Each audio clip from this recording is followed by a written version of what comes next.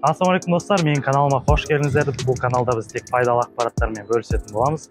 Біздің бүгінгі тақырыбымыз Озон маркетплейсі жайлы болады. Қазір ютубтан немесе инстаграмнан қарасаңыздар, Wildberries немесе Каспийда товар сату көп таптап кеткен жай именно Озон жайлы. Қазақстанда әлі қазақша контентте видео жоқ. Біз бүгін сол Озон жайлы қалай айналысу керек, қандай процесстер керек, қандай материал керек, барлығын түсіретін боламыз.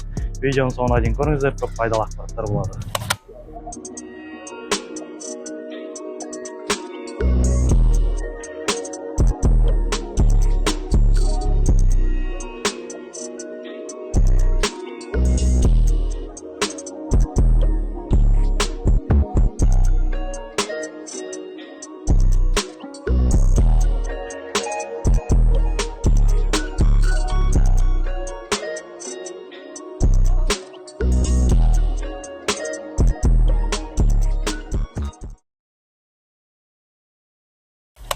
Бізде Озонмен айналысудың үш этапы бар. Біріншісі поставщик табуымыз керек, екіншісі товар салуымыз керек, үшіншісі документтарын реттеп товарды өткізуіміз керек. Қазір біз сіздермен поставщиктардың каталогтарын жинап, және поставщиктермен қалай сөйлесу керек, солардың бәрін көрсететін боламыз. Так, достар, біз қазір оптовиктармен сөйлесуге келдік. Бірінші біздің категориямыз ол бытовая техника. Қазір телеграмдан сұрайтын боламыз. Неге телеграм десеңіздер, бұнда барлығының суреттері және бағалар жазылу керек. Қазір мына жерге кіріп көрейік. Ассалаумалейкум. Брат, маған каталог керек, сендерде телеграм бар ма? Бар. Телеграм ол жақта бағасы барлығы жазылған ба? Иә. Алай не? Біз қазір телеграмдарын аламыз, ол жерде бағасы бар деп айтып жатыр. Наличием барлығы жазылады. Товарлардың телеграмын алдық. Бұл жерде бағасы, товардың суреттері, характеристикасы барлығы жазылған. Осылар бойынша біз енді товар салып шығамыз.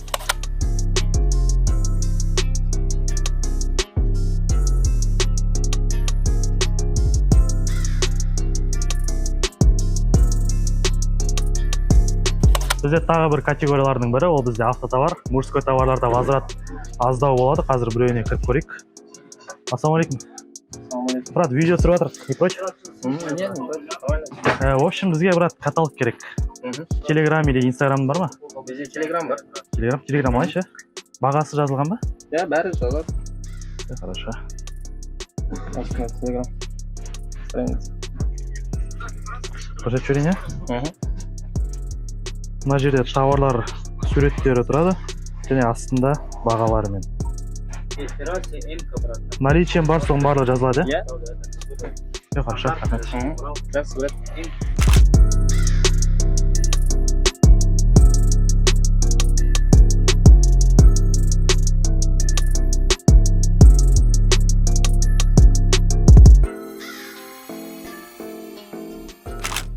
Біз қазір үйге товар салуға келдік. Мына жерде бізде кейбіреуінің телеграм емес, инстаграмында ұмытқан. Мысалы, кез келген бір товарды ашсақ, мына жерде цена деп бағасы және суреті тұрады. Бұл бізде тоже Ялянның товарлары, кез келгеннің бағасымен мына жерде жазылған. Телеграмда еще біз автотовардан бөлек техникаларды алдық. Техникаларда барлығының суреттері, бағалары жазылған. Қазір осылардың бәрін Озонға салып шығатын боламыз.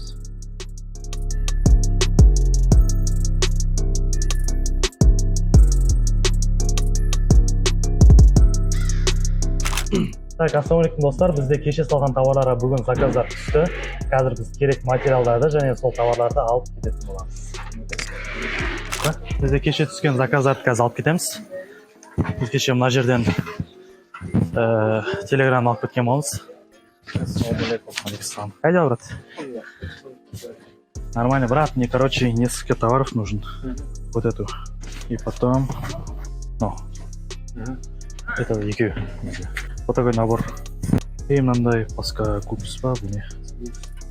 Товарлардың барлығын алып жатырмыз. Набор. Осылар қанша болады? Каспий бар ма? Каспий бар, а так, давайте наличка. Наличка алып келмеген ғой, наличка қанша бар? Каспий бар, Достарды алайын, Каспиймен. Барахолкаға келсеңіздер, наличка алып келіңіздер, өйткені көбісінде лимит жоқ. Мына кісілерде снимать ету қиын болады. Барды алам болды. Оплата қалай?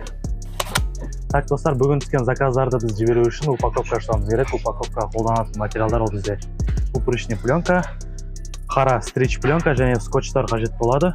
Егер сіз Wildberries айналысатын болсаңыз, барлығын аққа ораған абзал болады, өйткені анонимно болмау керек ол жақта. Қазір біз қара стрич аламыз және скотч аламыз. Тағы да бұл кісіде 17B ма? 17B 53-54 контейнерде мынандай скотчтың аппараты бар. Қазір скатқа барған кезде қалай жұмыс жасау керектігін көрсем, өте ыңғайлы, осы жерден алсаңыздар болады.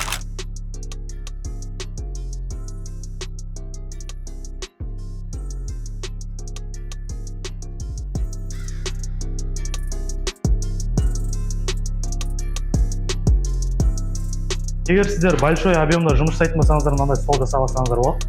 Астынан қарасаңыздар упрычный пленка, үстінде стрич пленка болады. Қазір мына жерден упрканы шығарып, товарларды орайтын боламыз. Орау процесін толық көретін боласыздар біз өздеріңіз. Так, достар, қазір бір товардың упаковкасын көрсетейін. Біз бірінші мынандай упрычный пленкадан жақсы орап аламыз. Озонда егер дұрыс орамасаңыздар, товарыңызды бірден алмай қояды. Осы максимально жақсы орауға тырысыңыздар. Осындай алып, потом жаңа алған қара стричімізға орайтын боламыз.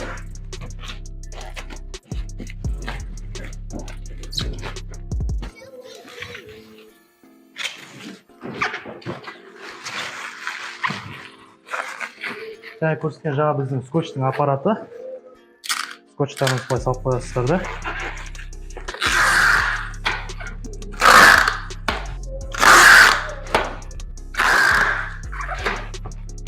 Үстіп упаковка жасап шығарамыз. Қазір енді компьютерден қағаздарын қалай шығатынын көрсетемін. Так, достар, бізге қағаз жағына келетін болсақ, бізде мынандай акт прем передача деген бар. Озонның өзі береді. Біз осының 3-ші мен 4-ші страницасын обычный принтермен шығарып алуымыз керек. Ал Озонның документациясына келсек, бізде мынандай термоэтикетка. Wildberries'тікіне қарағанда өзгеше. Мына Wildberries'тікі бізде кішкентай 30-ға 48-ге 50, 58-ге 40. Ал Озондікі мынандай 75-ге 120 деген қағаз салатын боламыз.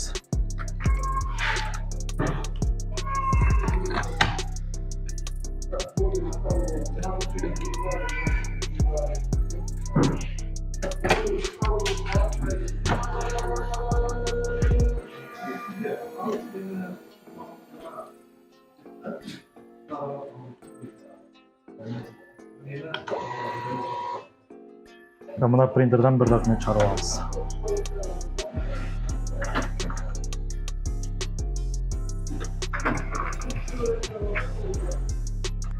Енді стикеріне келетін болсақ, біз бірінші принтердің настройкасын жасап алуымыз керек. Бұл жерде бізде разрешение кішкене басқаша болады. Озонкіне кіріп, управление, настройка печати. Осы жерден ерден 58-40 емес, 75-ке 120 дегенді новойдан қосып применить етуіміз керек. И потом стикеріміздің тек нечетный страницаларын бір-бір штуктан шығарып шығарамыз. Ерденімді Озон тыңдап, страница только нечетный.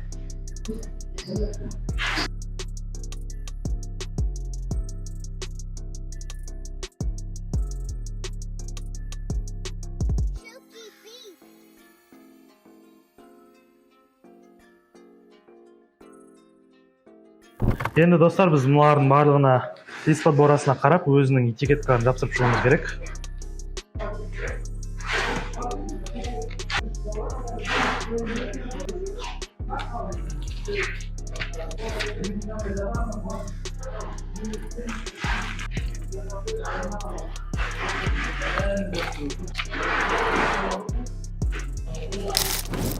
Так, достар, бізде упаковка процесі осымен аяқталды.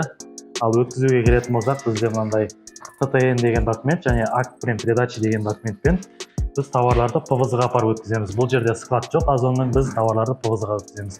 Және өткізетін болсақ, бізде определенный уақыты болады, әр товарды қай күні апару керектігін. Оны өздеріңіз таңдайтын боласыздар.